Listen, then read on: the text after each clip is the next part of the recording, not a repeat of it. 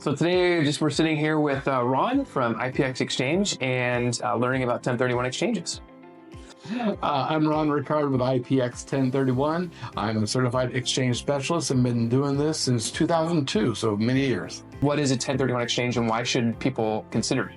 1031 refers to a section of the tax code. It's a section of the tax code that allows you to sell investment real estate by replacement investment real estate, and in doing so, you get to defer paying taxes on the profit that you've made. So let's say you have a rental house, you want to sell that and go buy a fourplex.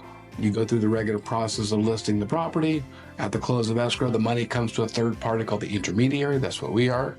And then they go buy that fourplex. We send the money to the title company on that side. So they're selling investment real estate, buying investment real estate, and because they didn't touch the money, because we had it, they get to defer paying taxes on the profit that they made. Ah, okay. That makes sense.